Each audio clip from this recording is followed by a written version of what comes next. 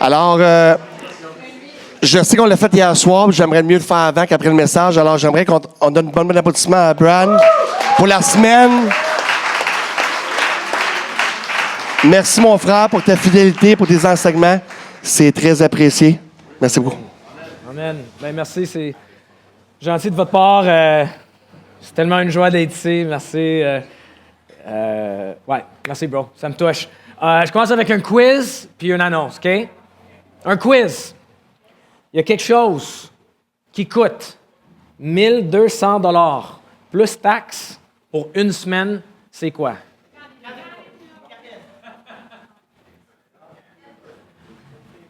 Un camp chrétien en Ontario. Tu sais, je l'avais dit hier, on avait parlé un peu, hein? Pour des enfants, 5 à 15. Je ne dis pas le camp, je ne dis pas les détails. 1 200 plus taxes. Fait que souvent, on dit Ontario, tu sais, les salaires plus élevés, ça fait du sens. C'est pas 4 fois plus élevé qu'ici. Tu sais, ici, c'est quoi, 300 à peu près, quelque chose comme ça pour un enfant, ici, pour une semaine? Hey, 1 200 plus taxes! Fait qu'en tout cas, si, je vais juste le rementionner, si les prix sont aussi bas ici au Camp des Bouleaux, c'est en partie parce que Stéphane Couture, par exemple, ne reçoit pas le salaire du camp.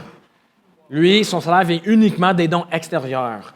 Des gens qui se mettent ensemble pour subvenir aux besoins de sa famille. Il y a juste une famille. Sa famille, pas ses familles. Et des dons uniques, c'est super bien. On encourage ça, c'est sûr.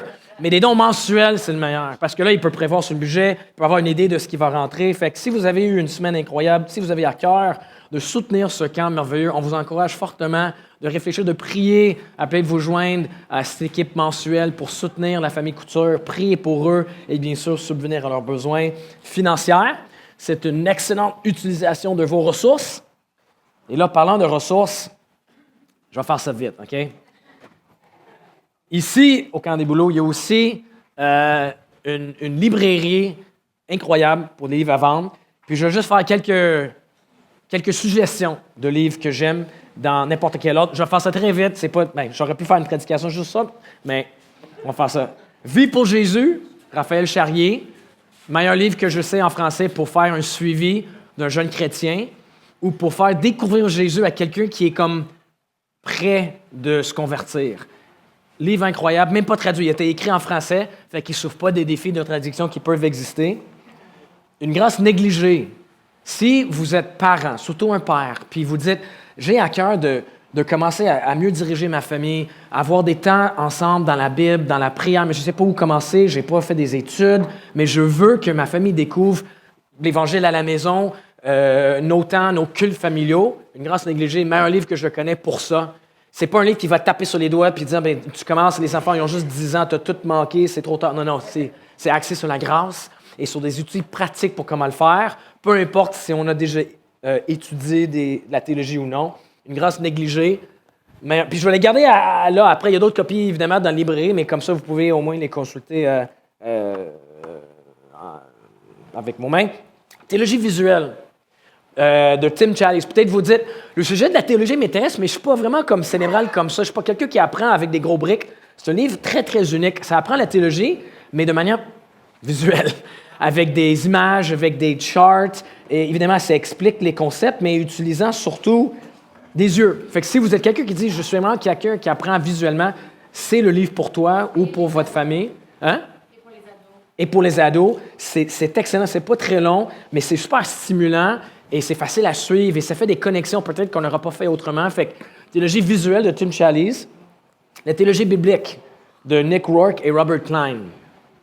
La Bible, c'est pas juste un 66 livres mis ensemble random, c'est pas juste un compendium d'histoires séparées, mais c'est une histoire. C'est un récit qui amène dans une direction. Puis ce livre-là explique comment toute la Bible se tient ensemble. C'est quoi le lien entre un roi et Luc? Pourquoi c'est ensemble? Bien, ça trace un peu les fils conducteurs qu'on trouve dans toute la Bible. Ça nous permet de prendre plus de plaisir dans l'Ancien Testament et de voir comment le tout fit ensemble. Un très, très bon livre aussi. Ça a l'air gros, mais c'est écrit en grande police. Fait que, bon, c'est Dépression spirituelle de Martin Lloyd-Jones, une classique des années 60, je pense. Meilleur livre que je connais sur la dépression. Une réalité pour trop d'entre nous, ça arrive. et Dépression spirituelle, un excellent livre justement sur le sujet de la dépression. La rédemption de John Murray. J'ai choisi un livre dans la catégorie juste théologie, si vous avez à cœur de vous plonger dans la théologie. Ça explore en fait la théologie de comment on est sauvé. Quelles sont les étapes qui ont lieu quand on est sauvé, la justification, l'adoption, la rédemption. C'est une classique pour une raison. C'est un livre que j'ai étudié au séminaire qui m'avait beaucoup touché. Je ne sais pas si vous êtes tous membres d'une église à quelque part, d'où vous venez, mais surprenamment, c'est quelque chose qui vient de la Bible. Être membre d'une église locale de Jonathan Leeman, très, très court, mais un livre excellent qui explique pourquoi. L'idée d'être membre d'une église, ce n'est pas un truc de gouvernement, ce n'est pas parce qu'on a besoin de respecter des procédures gouvernementales, c'est biblique. Et oui, c'est vrai, le mot « membre » ne paraît pas dans la Bible, mais le mot « Trinité » non plus. Pourtant, j'espère qu'on croit à la Trinité.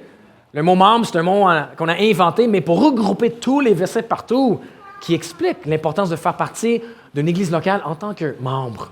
Fait que ça, c'est un excellent livre. Si vous êtes sceptique à l'idée, vous ne comprenez pas l'idée, ça, c'est une suggestion que j'ai pour vous. Doux et humble de cœur, de Dane Ortland. Vous entendez les sons des gens, c'est un bon signe. Un des meilleurs livres pour plonger dans l'Évangile et l'amour et l'acceptation de Dieu pour nous en Jésus-Christ. C'est un livre qui risque de vraiment changer toute votre conception de Dieu. Meilleur livre pour donner à un ami non-croyant. Évidemment, c'est un livre profond. C'est pour quelqu'un peut-être de background rationnel, cartésien, mais si c'est quelqu'un de séculier, quelqu'un qui a zéro background chrétien du tout, ce livre de Tim Keller, Dieu, les débats essentiels. Vous connaissez peut-être La raison pour Dieu. C'était son premier dans ce genre-là. C'est excellent aussi. C'est un livre qui défend contre les accusations contre la foi chrétienne. Comment est-ce qu'il peut avoir juste une façon pour se rendre à Dieu, Jésus? Comment la souffrance, si Dieu est bon? Ça, c'est excellent pour le croyant d'avoir des manières de répondre à ça. Mais moi, mes amis, c'est pas juste ça qui les éloigne de Dieu. C'est que Dieu fait aucun sens culturellement, relationnellement, socialement, dans tout ce qu'il voit. Ce livre de Keller est censé adresser le sujet. Puis Keller, si vous connaissez ce pasteur de New York, décédé maintenant il y a 1 an, mais quelqu'un qui m'a beaucoup marqué, il y a une douceur, un amour qui est très, très puissant. C'est pas un livre d'attaque, c'est vraiment un livre qui invite. Donc, Dieu, le débat essentiel pour un ami non-croyant, fortement suggéré. Et si je ne désire pas Dieu, j'ai parlé tantôt d'avoir des affections pour Dieu, puis les plaisirs de Dieu sont les meilleurs plaisirs au monde. Mais peut-être vous dites, je ne ressens pas ça dans mon cœur. Je suis au camp toute la semaine, puis je reste un peu indifférent à Dieu malgré tous les chants, les prêches, tout ça. Le livre de John Piper, « Et si je ne désire pas Dieu », j'apprécie tellement son approche où il veut nous aider à justement voir grandir nos affections spirituelles avec la main d'un maître, une main pastorale. J'apprécie beaucoup ce livre. OK, il reste juste 2. La prière, par Timothy Keller, c'est sur la prière. C'est excellent. Si vous voulez apprendre sur la prière, ma suggestion, la souffrance aussi. Keller, tu vois, il est très, très créatif avec ses titres. La souffrance, aussi par Keller. Un des meilleurs livres qui parle de la souffrance. Si vous êtes dans un creux, si vous êtes dans un moment difficile, la souffrance, ou aussi Jerry Bridges, comment puis-je faire confiance. Celle-là peut être un peu plus abordable que celui de Keller peut-être, mais les deux sont excellents si vous passez par un moment très difficile. Fait que pour le reste de la journée, demain matin aussi, profitez-en de cette librairie qui offre à prix très raisonnable des très bons livres pour continuer la vibe d'expérience du camp, même la semaine prochaine chez vous après. Prions, c'est fini? J'ai plus de voix aussi. On finit notre série qui avait comme but de regarder ensemble comment chercher une santé spirituelle dans un monde numérique, dans un monde d'écran. Et là, on finit aujourd'hui en regardant ensemble l'Église locale. Moi, c'est un sujet qui me passionne beaucoup. Moi, je n'ai pas grandi dans l'Église. Fait que quand moi, j'ai découvert l'Église locale, je suis tombé en amour avec elle. Imparfaite qu'elle est, j'aime tellement l'Église locale. Et ce qu'on voit, c'est que nos écrans ont un effet néfaste aussi. En plus de tous les autres sujets discutés cette semaine, aussi un effet néfaste sur notre rôle et notre place dans l'Église locale. Pourquoi? C'est parce qu'on a une tendance de chercher des communautés personnalisées, des communautés sur mesure ou même des communautés virtuelles Et l'Église locale est tout sauf ça. Mais elle est encore meilleure que ça. Donc, tournons ensemble en Éphésiens 4. On va lire Éphésiens 4, les versets 1 à 16. Et l'équipe de PowerPoint fidèle vont sûrement mettre ça sur Bible Gateway pour nous, pour qu'on puisse suivre tout dans la même traduction. C'est la seconde 21, si vous avez ça avec vous. Ou évidemment dans la traduction de votre choix, avec quelques mots différents.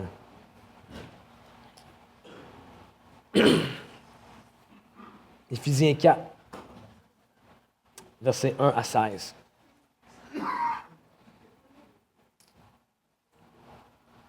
Yes. Merci Rémi, merci Ricardo. Je vous encourage donc, moi, le prisonnier dans le Seigneur, à vous conduire d'une manière digne de l'appel que vous avez reçu. En toute humilité et douceur, avec patience, supportez-vous les uns les autres, dans l'amour. Efforcez-vous de conserver l'unité de l'esprit par le lien de la paix.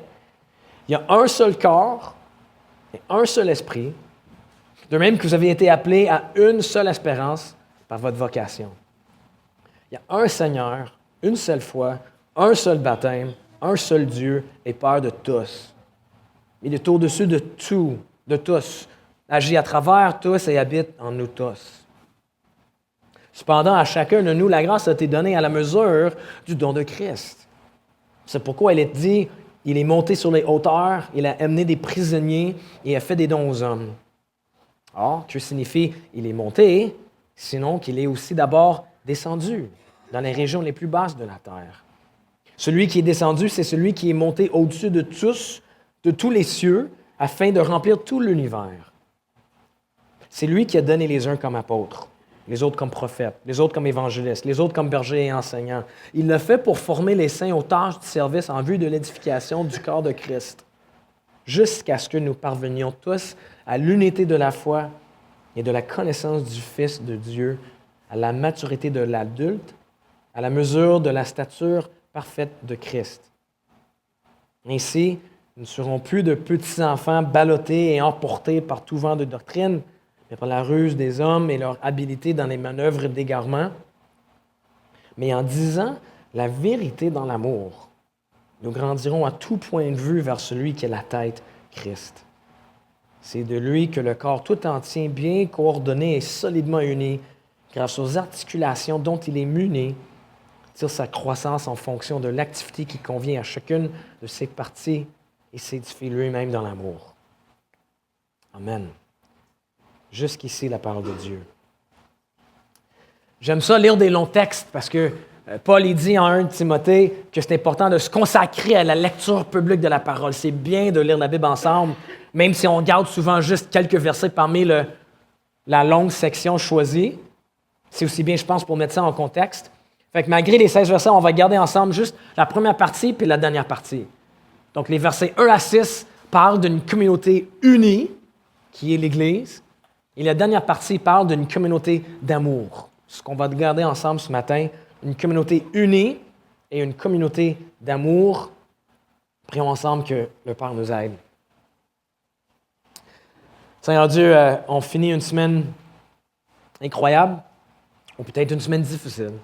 On finit une semaine où on se sent plus près de toi, ou peut-être une semaine où on se sent plus loin de toi.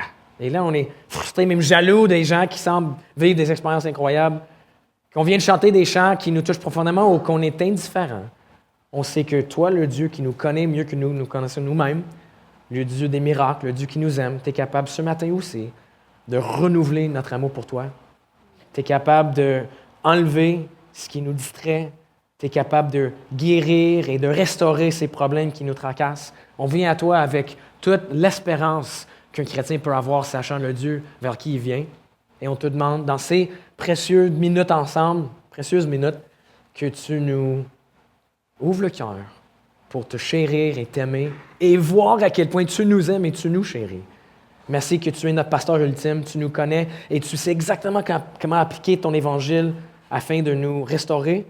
Alors fais-le aujourd'hui, un peu maintenant à travers cet enseignement, plus tard dans des moments partagés autour d'une table, à partir des chants. Prends soin de ta famille aujourd'hui. On te prie au nom de Jésus. Amen. Donc, l'Église, c'est une communauté unie. Et peut-être, c'est pas... aujourd'hui, c'est pas si unique qu'une communauté unie. Moi, je peux penser à beaucoup de communautés très unies. Mais ce qui est différent et unique de l'Église, c'est que c'est une communauté qui est unie malgré plein de différences. Tu sais, moi, puis là, je vous garantis, c'est la dernière fois que je parle de hockey, mais mon équipe de hockey, à Montréal, on est très unis. On a un objectif clair ensemble. On est tous d'un commun volonté. Mais c'est peut-être pas une surprise. Tu sais, on est tous à peu près le même âge. On a les mêmes intérêts. C'est pas une grande surprise qu'on soit une communauté unie. Mais là, l'Église rassemble des gens qui c'est tout autre. Tu sais, des gens qui sont radicalement différents les uns des autres. Tu as des gens des âges différents, avec des perspectives politiques différentes, des intérêts différents, des personnalités différentes, des différences culturelles. Fait que dans le fond, l'Église regroupe des gens pour qui ça fait aucun sens qu'ils soient ensemble. C'est vu de l'extérieur, c'est comme, pourquoi ces gens-là sont ensemble? Et qu'est-ce que ces gens si différents ont besoin de faire? Verset 2, « Soyez toujours humbles, empreints de douceur et patients. » Ce verset-là est pas beau dans un sens. Ce verset présume que ça va être tough d'être avec ce monde-là.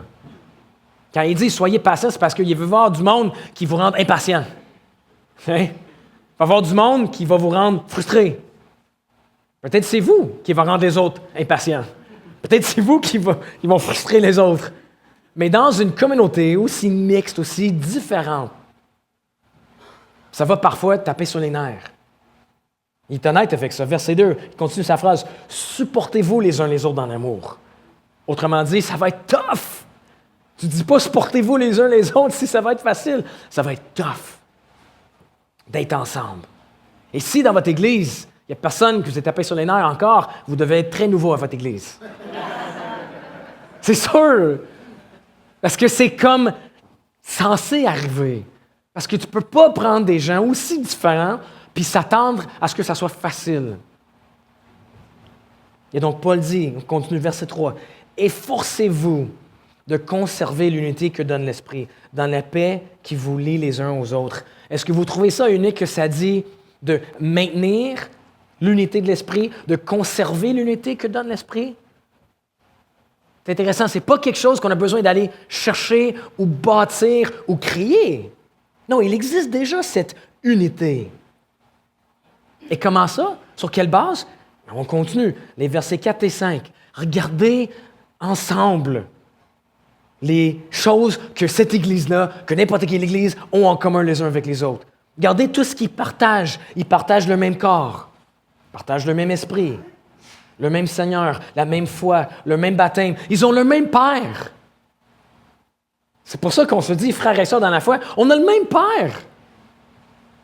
Donc, peu importe à quel point vous êtes différent d'un autre croyant dans votre Église par vos choix politiques ou par vos intérêts, vous avez beaucoup plus en commun que vous avez qui vous séparent.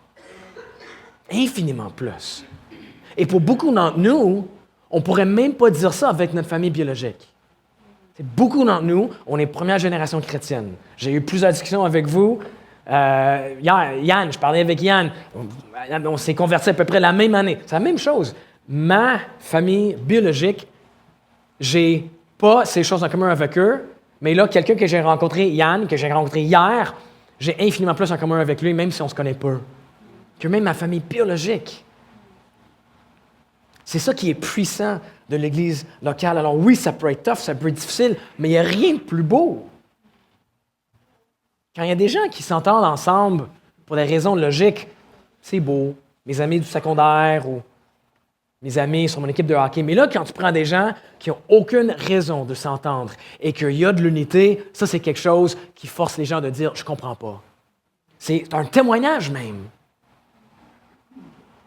Je ne sais pas comment vos églises ont vécu la COVID et les désaccords et les conflits et tout ça. Mais dans notre église, on a vécu quelque chose qui était pour moi peut-être un des highlights de tout mon ministère. Notre église regroupe, on est dans un quartier, on va dire, très, très gauche en général, mais notre église regroupe des gens de gauche et aussi de droite. Peut-être plus de gauche, mais aussi beaucoup de droite. Puis, une personne dans notre groupe Facebook interne. Il y a eu un petit débat dans l'année 2021, quelque chose comme ça, et ça s'est éclaté pas mal. Puis le représentant peut-être le plus à gauche de notre Église s'en est pris avec le représentant peut-être le plus de droite de notre Église. Et ça s'est chauffé un petit peu. Puis là, à un moment donné, tu voyais les messages, puis là, à un moment donné, un a dit à l'autre, « Écoute, est-ce qu'on peut aller prendre une marche demain pour en parler? Je pense que c'est mieux de faire ça en personne. » Ça, c'était le dernier commentaire. 3 jours plus tard, peut-être 4 jours plus tard, on voit un nouveau post, puis c'est une photo des 2 gars, comme ça, au sommet du Mont-Royal, après leur marche. Ils ont pris une photo. Puis en dessous de la photo, voici ce qui a été écrit par un des hommes. Il a écrit la suivante. Il a dit « L'unité fraternelle ne s'achète pas au Dollarama. Il faut prendre le temps de la bâtir. Nous ne partageons pas toutes les mêmes conclusions sur le sujet qu'on a abordé. Nous aspirons à mieux se comprendre et chercher la vérité dans l'amour. Merci Seigneur. » Ces 2 gars-là, ils ne voteraient pas pour le même parti politique, c'est sûr. Ils n'auraient probablement pas les mêmes perspectives sur les enjeux sociaux et beaucoup d'autres différences, mais ils ont le même sauveur. Et par la grâce de Dieu, on peut reconnaître que ce qui les unit est plus important et plus puissant que ce qui les distingue. Ce qui les unit, c'est cet amour-là. Et ils ont pris le temps de maintenir cette unité-là, de l'alimenter et de la maintenir. C'est l'un des ménages la semaine prochaine, l'autre va être le premier à répondre à l'appel.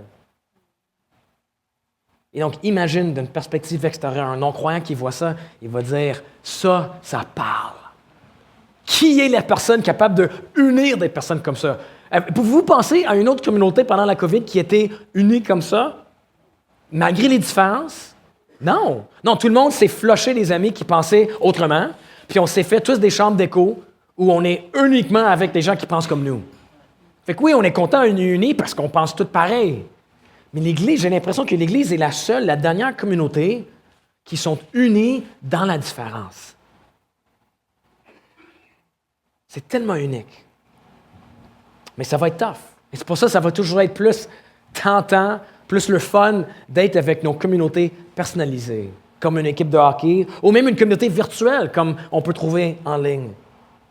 Parce que c'est tellement facile. Mais si vous optez pour cette option-là, vous allez passer à côté d'une des plus belles choses, et c'est la croissance. Là, on skip un peu vers la fin, le verset 16. C'est de lui que le corps tout entier tire sa croissance pour s'affermir dans l'amour. Dans une communauté où tout le monde pense pareil, peu de croissance. Dans une communauté où personne tape sur les nerfs les uns les autres, peu de croissance. Mais si vous voulez grandir dans votre foi, si vous voulez grandir dans votre amour pour Jésus-Christ, ça prend une église locale qui regroupe des gens qui ne pensent pas pareil, qui risquent d'avoir des conflits, mais il va y avoir plus de croissance. Plus de croissance et plus de croissance ensemble. Avez-vous remarqué dans ce verset-là? Le corps tout entier croît. Tu sais, on grandit ensemble. Oui, on peut grandir individuellement, absolument, mais Paul il dit qu'un chrétien va grandir dans sa foi, surtout en contexte d'une communauté. Surtout en contexte d'une communauté où les gens sont différents les uns des autres. On ne grandit pas comme chrétien aussi vite quand on est juste avec du monde comme nous. Une chambre d'écho ne nous offre pas beaucoup d'occasions pour la croissance. Alors moi, je vous encourage, je ne connais pas votre situation ecclésiastique, je ne sais pas où vous allez comme église, mais je vous encourage, premièrement, de vous trouver une église rapidement, puis de vous intégrer au plus profond, puis de devenir membre d'une église pour avoir ce genre de redevabilité, d'avoir ce genre de protection autour de vous, pour pouvoir servir et prendre soin les uns des autres. Mais aussi, dans ce contexte-là, je vous encourage de trouver des gens avec des liens non naturels et d'apprendre à les connaître. Apprendre à les connaître, devenir amis.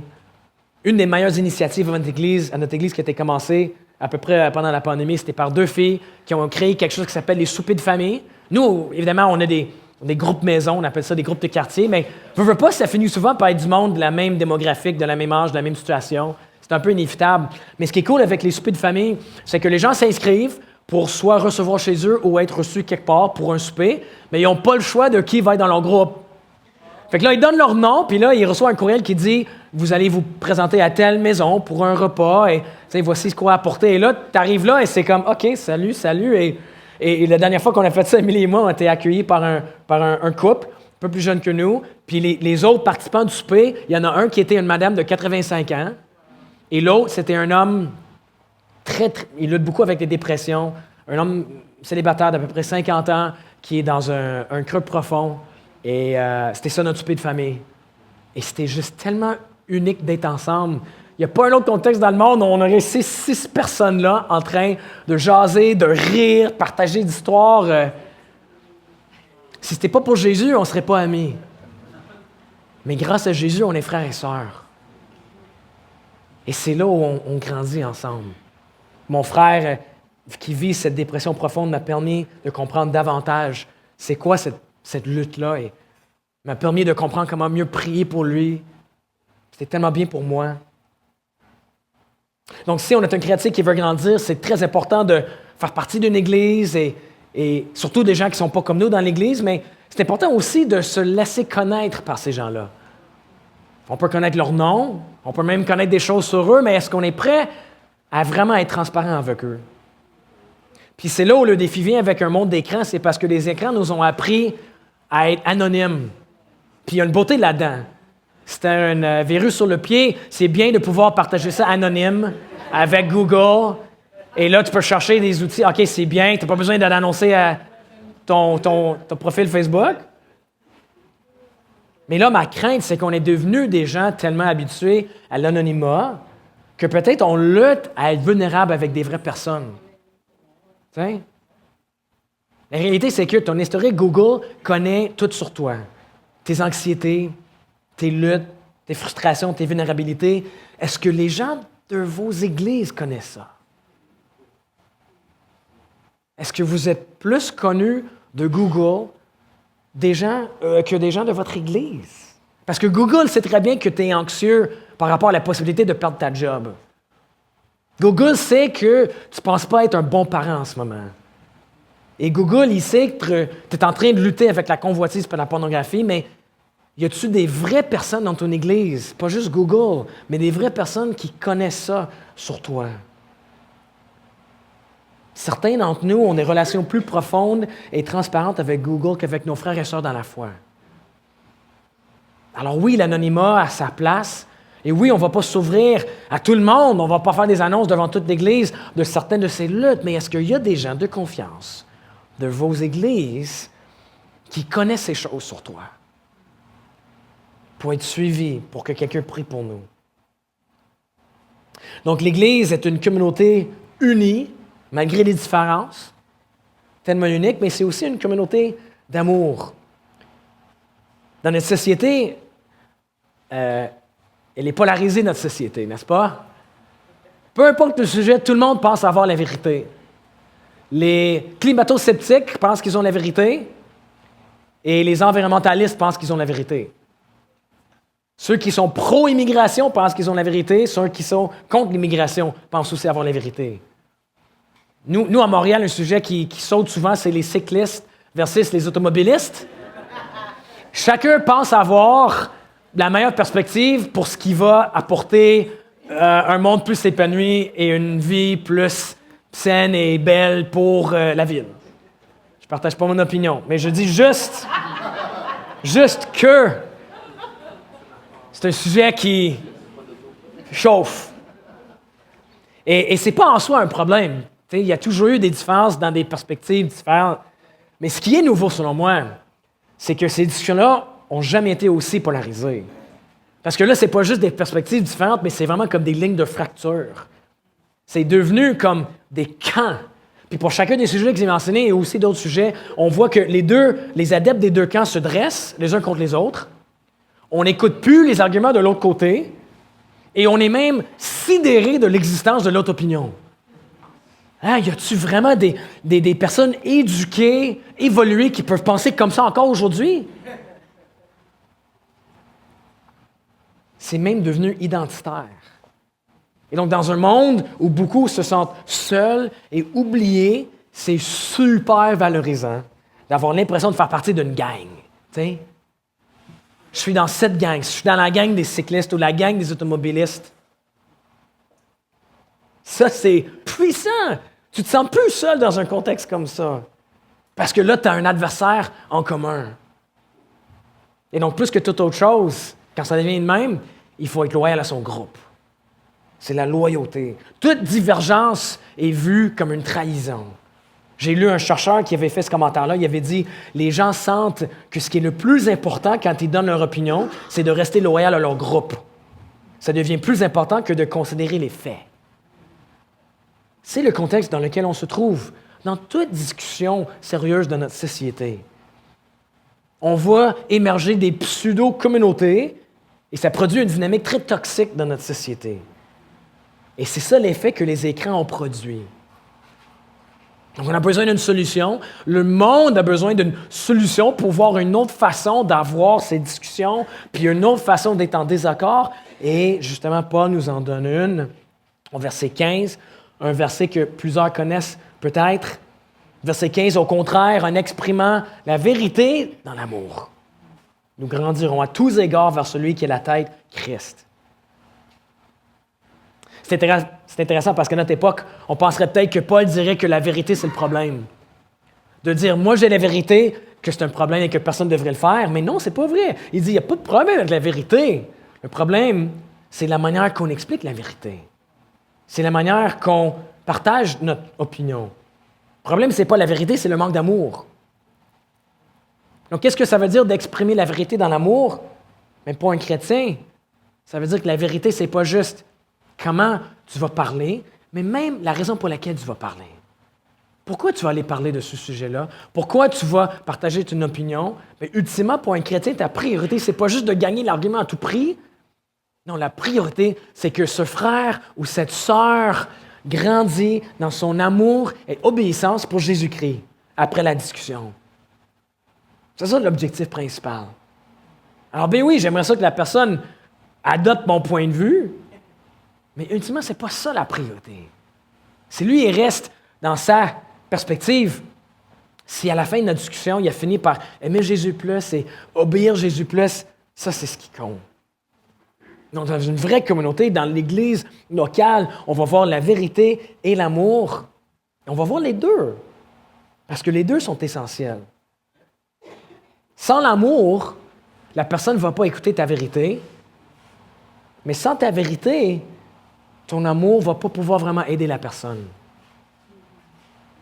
Puis je pense, on a tous une tendance vers l'un ou l'autre. Il y a des gens ici, on est des gens de vérité. On est passionnés de dire aux gens ce qu'on pense, on est passionnés de dire ce qui est vrai. Puis de l'autre côté, on a des gens qui ont tendance plus amour.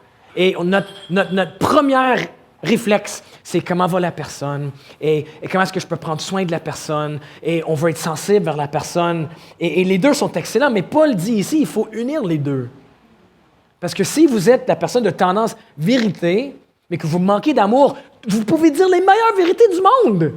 Puis ça va comme rebondir sur la personne. Parce que sans l'amour, ça ne va pas rentrer.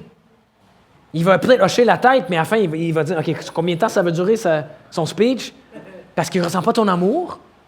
Mais de l'autre côté, c'est une problématique aussi, parce que si tu es quelqu'un, amour, tu débordes d'amour, sensibilité, c'est super. Mais si tu as trop peur de dire la vérité à quelqu'un, il est possible que ton amour est un peu mou, un amour qui est craintif. C'est pas un problème d'être sensible à quelqu'un, mais si, caché derrière notre amour est caché une crainte que l'autre personne nous aime moins, nous estime moins, mais là, notre amour n'est pas vraiment l'amour que Paul a ici. Paul envisage une communauté, une église locale où l'amour et la vérité sont joints ensemble. Parce que c'est ça que ça prend. Et quand tu vois les deux ensemble, tu ne vas jamais voir la même polarisation comme on voit dans la société. Parce que là, le sujet n'est pas identitaire. Ton identité est quoi? Est en Christ. Fait que peu importe le sujet, c'est pas identitaire. Et là, ton adversaire, dans une discussion, un débat dans l'église locale, ton adversaire, c'est pas l'autre personne, ton adversaire, c'est le péché. Ensemble. Vous êtes la même équipe, les deux contre le péché. Fait que si lui, il finit sur une autre perspective, c'est correct, vous partagez quand même le même adversaire, c'est Satan, c'est le péché. Donc, imaginons une église comme ça, une église locale comme ça, elle serait comme une espèce de pancarte Une pancarte qui annoncerait au monde à quoi peut ressembler une communauté quand Jésus est au centre. Ça serait comme une bande-annonce du royaume à venir. Est-ce que vous savez que la Bible dépeint l'Église comme ça? L'Église est comme une bande-annonce qui présente pour le monde une version imparfaite mais authentique de ce que Jésus fait quand il est au centre d'une communauté. C'est ce que l'Église est. Une Église qui est basée sur un amour en commun, au lieu d'une pseudo-communauté qui ont juste un adversaire en commun. Ça va attirer des gens. Même des gens avec des préjugés contre les chrétiens, même des gens avec aucun background chrétien, ils vont voir ça et ils vont dire comment ça se fait que vous êtes unis et que vous ayez cet amour-là. Donc, une question d'application par rapport aux écrans. Est-ce que notre temps sur nos écrans nous rend plus remplis d'amour pour des gens différents de nous? Des gens qui pensent différemment? Ou est-ce que notre temps sur nos écrans nous rend plus hostiles, plus frustrés, plus en colère? Même dans les nouvelles. C'est tough de lire les nouvelles, puis là, de sortir pas encore plus polarisé contre quelque chose ou contre quelqu'un. Il faut doser notre temps en ligne justement pour cette raison-là. Donc oui, la vérité dans l'amour. Mais voici le problème. C'est pas facile de m'aimer, moi. C'est très facile d'aimer Brad Morris ici quand il est en avant sur le stage pour une prédication, mais quand on rentre en relation comme ça, c'est tough parfois. On est humain, on est des pécheurs. On a du mal à aimer nos épouses, nos époux. Si parfois on arrive même à ne pas aimer la personne qui nous est le plus précieuse au monde, comment est-ce qu'on va réussir à le faire pour les autres? C'est facile à pointer le doigt à une société polarisée, mais on oublie souvent que le problème est ici. Vous connaissez peut-être l'histoire de G.K. Chesterton, un Britannique écrivain chrétien qui, dans les années 50, on lui a demandé de rédiger un essai sur le thème « Qu'est-ce qui ne va pas dans le monde ?» C'était le Times à Londres qui a dit, c'était quand même un homme brillant, respecté. Ils ont dit « Monsieur Chesterton, écris-nous un essai sur le thème « Qu'est-ce qui ne va pas dans le monde ?» Puis j'imagine ils attendaient une réponse un peu plus longue, mais M. Chesterton, il a écrit quelque chose de très court. Il a écrit simplement « Monsieur, c'est moi le problème. » Bien à vous, J.K. Chesterton. C'était tout ça. Peut-être c'est parce qu'il ne voulait pas écrire plus. Il y avait une grosse été devant lui, mais c'est très vrai, c'est très juste. Facile de pointer le doigt aux autres, mais si on attend d'être vraiment honnête, on fait partie du problème. Et Dieu voit ça. Il voit notre manque d'amour, notre haine, notre colère. Et il dit, ça se peut pas. T'sais, Dieu nous dit la vérité dans l'amour. Puis qu'est-ce qu'il dit? C'est, je ne peux pas balayer tout ça sur le tapis. T'sais, je suis trop parfait, moi, je suis trop juste, moi, donc je ne peux pas juste dire, c'est pas grave. Et ça fait du sens. T'sais. C'est nous, on est fâchés quand on voit un manque d'amour dans le monde autour de nous, combien plus le Dieu parfait doit voir ça et de dire, c'est pas correct. Donc notre manque d'amour, ça mérite le jugement de Dieu. Alors, qu'est-ce que ce Dieu fait? Bien, le texte nous dit qu'il fait la chose la plus étonnante. Au verset 9, ça dit « Il est descendu jusqu'en bas, c'est-à-dire sur la terre. » En la personne de Jésus-Christ, Dieu lui-même est descendu. Dans ce monde de manque d'amour, dans ce monde polarisé, dans ce monde difficile, il nous a vus dans notre misère, dans notre péché, dans notre manque d'amour, et il a eu pitié de nous, de toi et de moi. Il a eu compassion de nous. Il est descendu vers nous. Et là, Jésus a vécu une vie d'amour absolument parfaite, absolument pure. Mais qu'est-ce qui est arrivé à la fin de sa vie? La nuit avant sa mort, il va dans le jardin de Gethsémani pour prier, avant d'affronter la pire souffrance imaginable. Puis il va dans le jardin, puis il invite ses amis à venir avec lui. Il invite sa communauté. Il invite Pierre et Jacques et Jean. Il veut ses amis avec lui, mais qu'est-ce que ses amis font? Ils s'endorment. Ils s'endorment. Ils n'ont pas pu rester éveillés une seule heure avec lui. Et là, le lendemain, suite à son arrestation, ses amis, sa communauté l'abandonnent entièrement. Ils fuient par peur des autorités religieuses. Et ça continue, et c'est encore pire. Ce qui se passe le lendemain à la croix, après avoir perdu sa communauté humaine, là, à la croix, il perd sa communauté divine. La communauté divine infinie que Dieu le Fils a toujours eu avec Dieu le Père et Dieu le Saint-Esprit, c'est un Dieu en 3 personnes Jésus perd ça. Dans un sens où on ne peut pas vraiment comprendre exactement comment ça se fait. Dieu qui ne se divise pas, mais à la croix, Jésus a quand même crié, comme j'ai dit hier, mon Dieu, pourquoi m'as-tu abandonné? Même son Père éternel l'abandonne. Et donc là, Jésus-Christ devient l'homme le plus seul de toute l'histoire. Jésus vit une solitude cosmique à la croix. Et prenons juste un instant pour penser à ça. Celui depuis l'éternité passée qui a joui à jamais d'une communauté parfaite, une communauté d'amour comme on ne peut pas imaginer, avec pas une trace de jalousie, pas une trace de déception ou de colère ou de solitude. C'est ce que Jésus a vécu avec son Père et le Saint-Esprit. Tu sais, même les meilleures communautés humaines vont nous décevoir, mais en voici une qui était absolument parfaite. Et là, il a perdu. Il a choisi de la perdre. Est-ce qu'on peut juste imaginer la solitude vécue par Jésus à la croix? Pourquoi est-ce qu'il aurait fait tout ça? Mais c'est pour nous transformer dans une communauté à son image. L'histoire de la Bible dit que Jésus-Christ a perdu sa communauté afin qu'on puisse entrer dans sa communauté. Afin qu'on puisse entrer dans sa communauté avec Dieu, mais aussi les uns avec les autres. Et donc, quand tu vois l'amour que Jésus a eu pour toi, quand tu saisis le prix inimaginable qu'il a payé, comment ne pas montrer le même type d'amour aux gens autour de nous? Si vous trouvez que c'est tough parfois d'aimer les gens, voilà la source.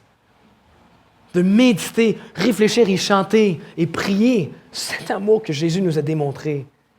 Quand tu vois ce que ça a coûté à cette personne pour venir vers toi, comment ne pas aller vers les autres? Heureusement, Jésus n'est pas resté mort. Paul nous dit, celui qui est descendu, c'est aussi celui qui est monté au-dessus de tous les cieux afin de remplir l'univers entier. Et donc, la bonne nouvelle, c'est que celui qui remplit l'univers entier peut aussi remplir nos cœurs avec son amour. Il est capable. Il peut briser ce qui bloque. Il peut enlever les obstacles. Romains 5,5 dit que le Saint-Esprit a déversé dans nos cœurs l'amour de Dieu. Il peut le faire encore. Et il peut le faire à chaque fois qu'on lui demande. Donc, demandons-lui là, maintenant.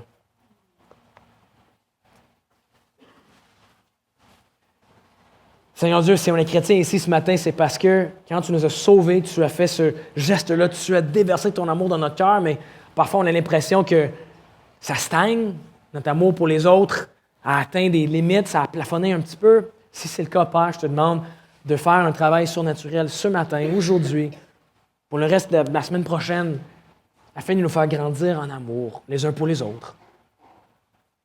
Beaucoup plus facile d'aimer toi, celui qui nous abandonne, nous délaisse, nous déçoit jamais, mais les autres vont le faire. Donc, donne-nous un amour qui endure, permet qu'on puisse dire la vérité en amour et fais de nous une Église qui brille de manière pour attirer les gens qui n'ont jamais mis le pied dedans. Et que même à l'extérieur des murs de l'Église, que cette communauté-là, unie autour de Christ, puisse attirer des gens à toi quand ils vont voir une communauté pas polarisée, mais centrée sur l'amour. Fais-le, on te prie, pour ta gloire et notre joie. Amen.